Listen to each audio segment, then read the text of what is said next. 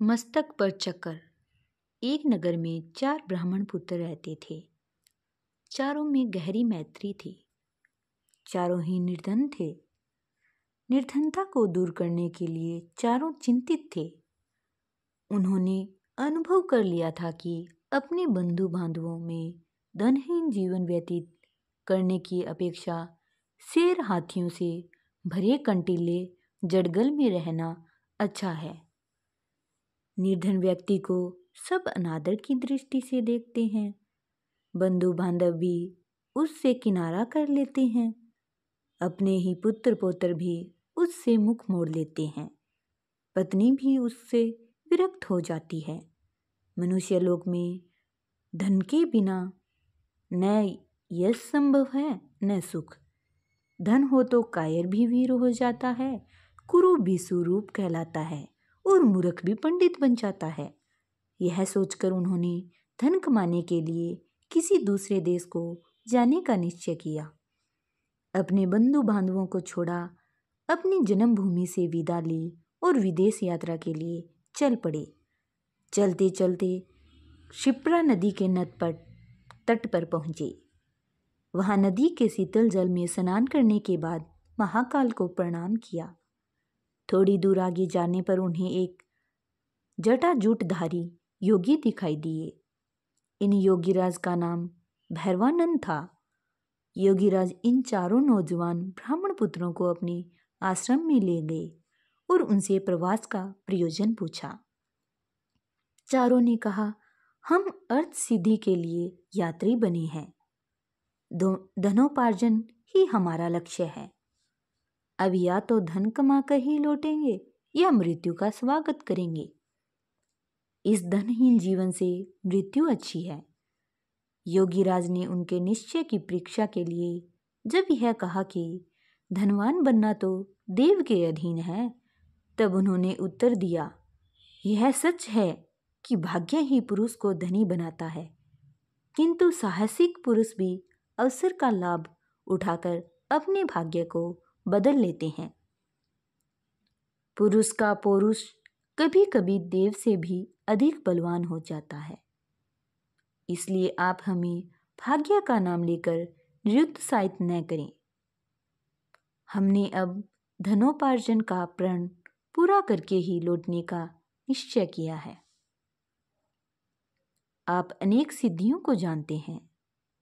आप चाहें तो हमें सहायता दे सकते हैं, हमारा पथ प्रदर्शन कर सकते हैं। योगी होने के कारण आपके पास महती शक्तियां हैं। हमारा निश्चय भी महान है। महान ही महान की सहायता कर सकता है। भैरवानंद को उनकी दृढ़ता देखकर प्रसन्नता हुई। प्रसन्न होकर धन कमाने का एक रास्ता बतलाते हुए उन्होंने कहा, तुम हाथों में दीपक लेकर हिमालय पर्वत की ओर जाओ। वहां जाते जाते जब तुम्हारे हाथ का दीपक नीचे गिर पड़े तो ठहर जाओ। जिस स्थान पर दीपक गिरे उसे खोदो, वहीं तुम्हें धन मिलेगा। धन लेकर वापिस चले आओ। चारों युवक हाथों में दीपक लेकर चल पड़े। कुछ दूर जाने के बाद उनमें से एक के हाथ का दीपक भूमि पर गिर पड़ा। उस भूमि को खोदने पर उन्हें ताम्रमयी भूमि मिली। वह तांबे की खान थी। उसने कहा, यहाँ जितना चाहे तांबा ले लो। अन्य युवक बोले, मूर्ख, तांबे से दृढ़ता दूर नहीं होगी। हम आगे बढ़ेंगे, आग इससे अधिक मूल्य की वस्तु मिलेगी। उसने कहा, तुम आगे जाओ, मैं तो यहीं रहूंगा। यह कहकर उसने यथेष्ट तांबा लिया और घर लौट आया। शेष तीनों मित्र आगे बढ़े। कुछ दूर आगे जाने के बाद उनमें से एक के हाथ का दीपक जमीन पर गिर पड़ा। उसने जमीन खोदी तो चांदी की खान पाई। प्रसन्न होकर वह बोला, यहाँ जितनी चाहो चांदी ले लो, आगे मत जाओ। शेष 2 मित्र बोले, पीछे तांबे की खान मिली थी, यहाँ चांदी की खान मिली है, निश्चय ही आगे सोने की खान मिलेगी, इसलिए हम तो आगे ही बढ़ेंगे। यह कहकर दोनों मित्र आगे बढ़ गए। उन दो में से एक के हाथ से फिर दीपक गिर गया। खोदने पर उसे सोने की खान मिल गई। उसने कहा, यहाँ जितना चाहो सोना ले लो, हमारी दरिद्रता का अंत हो जाएगा। सोने से उत्तम कौन सी चीज है?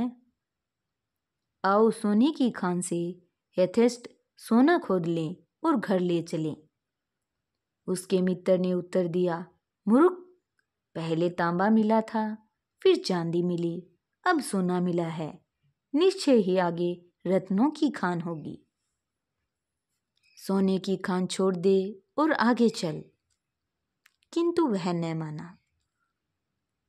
उसने कहा, मैं तो सोना लेकर ही घर चला जाऊंगा, तूने आगे जाना है तो जा। अब वह चौथा युवक एकाकी आगे बढ़ा। रास्ता बड़ा बिकट था, कांटों से उसका पैर छलनी हो गया।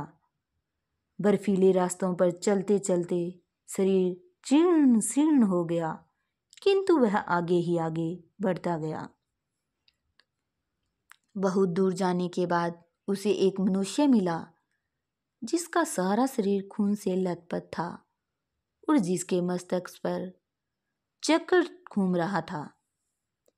उसके पास जाकर चौथा युवक बोला, तुम कौन हो? तुम्हारे मस्तक पर चक्कर क्यों घूम रहा है? यहाँ कहीं जलाशय है तो बतलाओ, मुझे प्यास लगी है। यह कहते ही उसके मस्तक का चक्कर उतरकर ब्राह्मण युवक के मस्तक पर लग गया। युवक के आश्चर्य की सीमा न रही।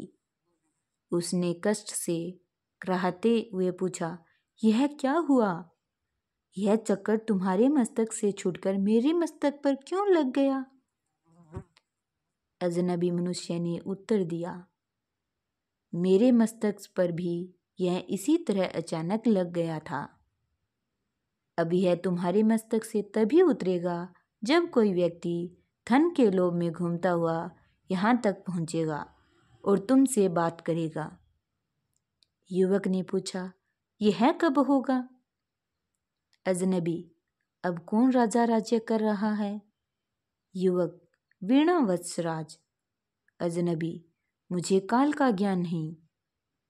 मैं राजा राम के राज्य में दरिद्र हुआ था और सिद्धि का दीपक लेकर यहाँ तक पहुँचा था। मैंने भी एक और मनुष्य से यही प्रश्न किए थे जो तुमने मुझसे किए हैं। युवक, किंतु इतने समय में तुम्हें भोजन व जल कैसे मिलता रहा?